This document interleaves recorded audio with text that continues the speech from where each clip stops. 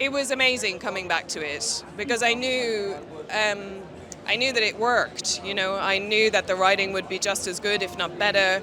I knew that everyone was invested so much more in it, so it felt really easy to come back. And she was wearing some new shoes this time too, so it was really nice to see Deedra in her homewear. I mean, that's when you really see the power of like the team around. Like, you can have the best actors in the world, but if you're stepping onto something that doesn't feel real, then you struggle, you know. But we were so lucky, so lucky. I mean, Luke Hall is a genius, and then Michael Wilkinson with the costumes, Emma Scott with the hair and makeup, and their teams. They're legends. Like, I'm very proud to be part of it. Tony's a legend. He really understands like espionage, but also he really understands what he's writing about. I can't say enough good things about him. He's just really, really great. It's the thing I'm going to miss most is working on a project that is led by him. He's a great captain. Amazing. Thank you so much. Thank you. Bye from Kyle as well. It's very exciting, and I think they're going to be so happy with this season. I think it's amazing, and it's also heartbreaking that this is the last season, but I think they're going to be really, really pleased with what we've done. Yeah, I can't say too much, but what I can say is we'll pick back up with her and Cinta, and we'll go through the sort of rebellion with them two, and we'll also see her and Mon together as well. And it's there's a lot goes on. Let's put it that way. Yeah, multiple directors is always wonderful because you get a different vibe, a different flavour. You know, sometimes their vision you wouldn't realise until you get the new director. It's a different vision. So yeah, it's great. Like, it's variation. We like variation.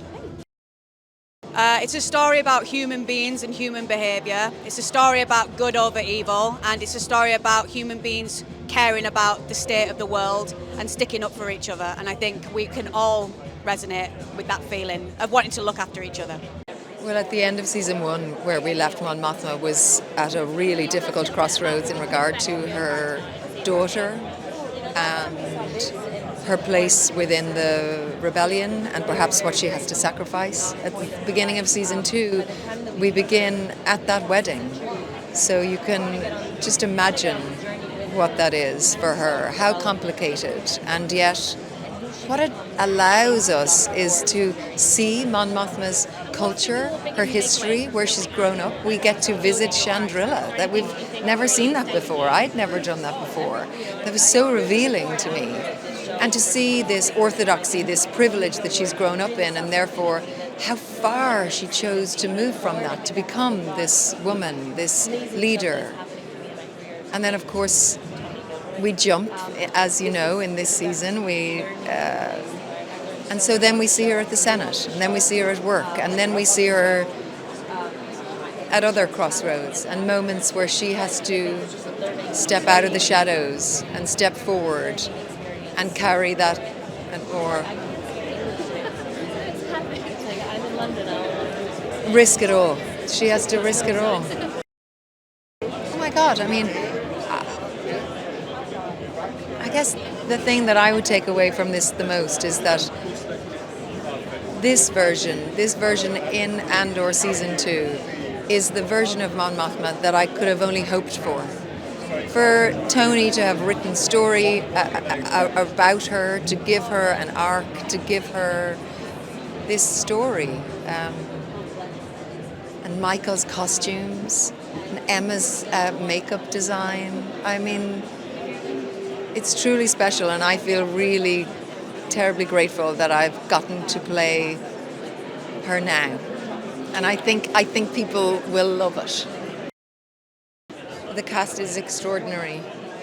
Everybody, every one of those actors, truly special. Really a depth of talent within the cast, but also with the artists that surround us, with the costume designers and a designer and the makers, with the craftspeople building the sets. I remember one day walking onto set, and there was a lattice in one of the sets, and behind it there was this scene, and And I remember taking a break from filming at one point, and I walked around the back, and it was hand painted. It was a whole landscape that was hand painted. I thought, gosh, what other production values that?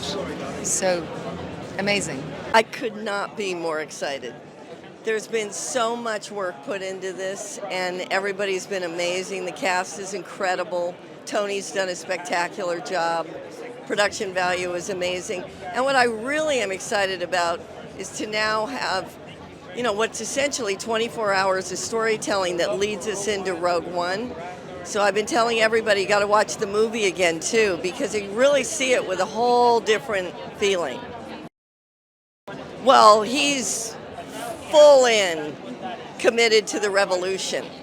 He's still going to have some doubts, but we know where this is going with Rogue One, so we're going to really get a sense of just what led to that. I think, everything about this series has been about really understanding what led to the revolution and the rebellion, and understanding just what it is that means to Star Wars. Everybody knows the rebellion.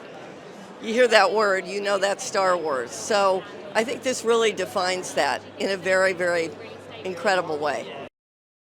Oh, we have a lot of things going on. We're going to announce that at Celebration. I don't think I can give too much away right now, but we have a lot of great things going on.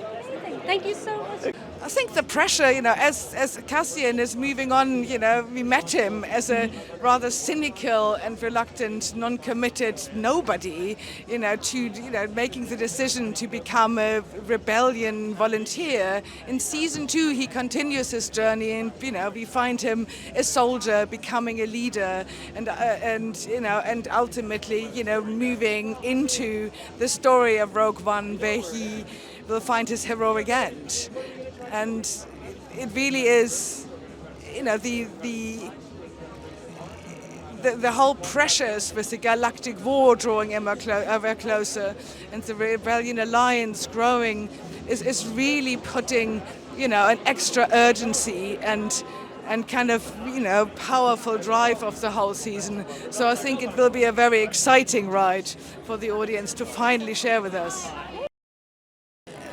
Doing any 12 episodes of this scale is a challenge. It's a logistical challenge, it's a creative challenge, but it's also a real opportunity to dig deep and to tell so many deeper stories about characters that you have met and sometimes knew from the franchise generally, and it gives you a real opportunity to go deep and hopefully for the audience to find a real connection with our characters and the stories that they find themselves involved with.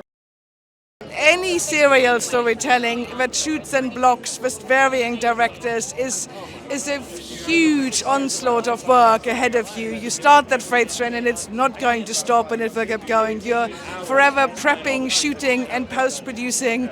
It is a mad journey, but on this show, it's really exhilarating one we had the most extraordinary creatives and overall team with. So it was a joy to get up every morning and fight another day. Oh, that was actually my first question that I asked Tony. After we last see Bix, she's tortured, has gone through so much. Her mental state is very fragile.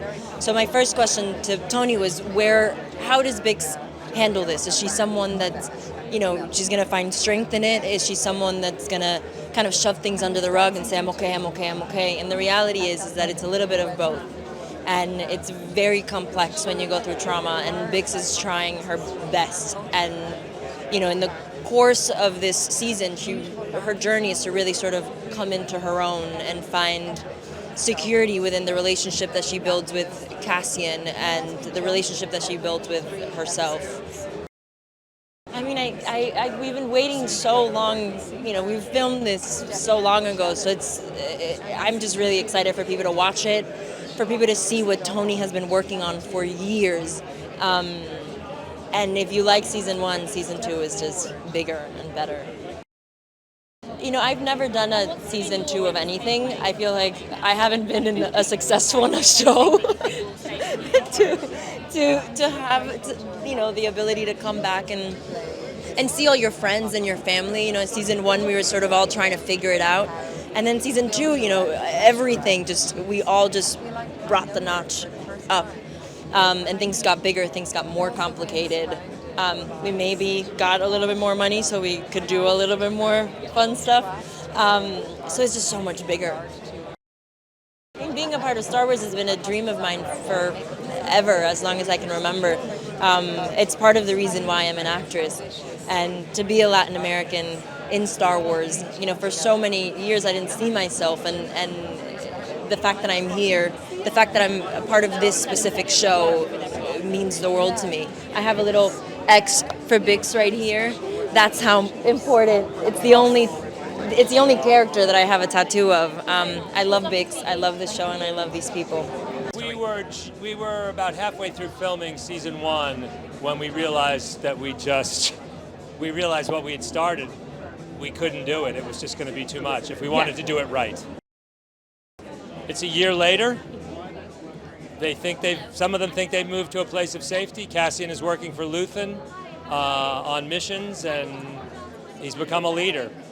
And Mothma's daughter is getting married. We're paying attention to everybody that we were carrying from before. We're adding some new people, and hopefully that they'll be just as much fun as the previous one. The fan base for Star Wars is huge, but it's very diverse. It has all kinds of different opinions. It's impossible to make everybody happy, but our attitude is that if we take it really seriously, if we really make it, I don't mean seriously like spinach and vegetables, but if we just really are honorable to the franchise as much as anyone, that's the best we can do. I can't wait for people to watch it. I mean, we've been working for 2 years and a half, and I think it's really special. I think it's going to please those who loved season 1, and I'm in love with the whole show. I'm in love with the acting. I'm in love with the writing. I think it's a very cool show to watch, you know, and it's gonna surprise people. I think if you saw the first season, you're gonna be expecting something, and suddenly you'll realize this is much more. And I urge people also to watch Rogue One after they see Andor 2, because the film is gonna play differently, you know. I don't know. I'm very proud of what we made here.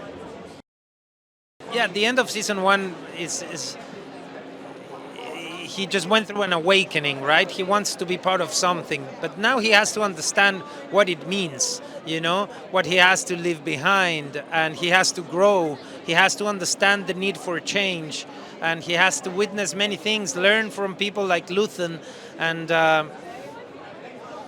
he has to grow. He has to grow. We see 4 years of his life in this second season, you know, 4 years of a very intense kind of like journey.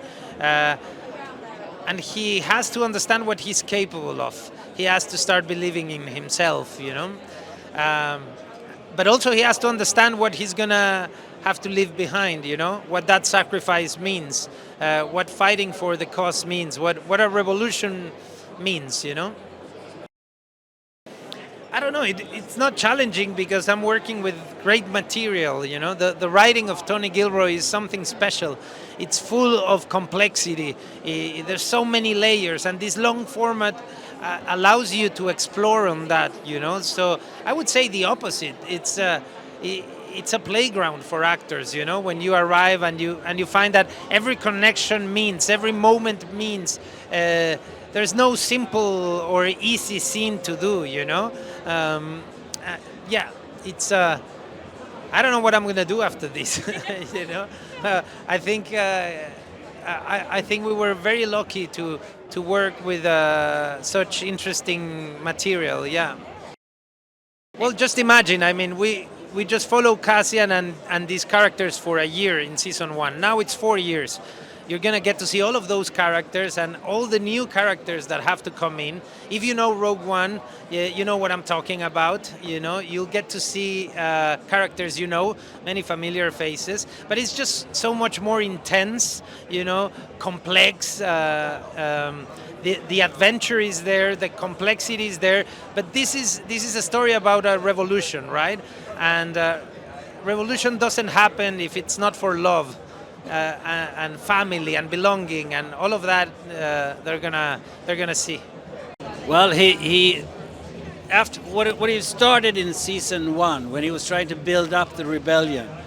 You saw him being very pragmatic and sometimes being cruel to making this revolution possible. In the second season, you come in when everything has moved further on. His engagement is becoming more dangerous to him, and the Empire's troops are getting closer to him, and he will have to make some serious decisions. He also knows that the revolution will go on, and pretty soon without him. It's lovely. Yeah, you're looking for roles like this all the time, don't you? It's because as an actor and as an audience, you don't know where you have him. He's not like most people. He's an enigma. You know, you think you know them, and then something else comes out. The love of all those fans is fantastic. And if they like this show, it's a more complicated show than the previous ones, and it's very interesting, and I think it gives you hope for people if they like it.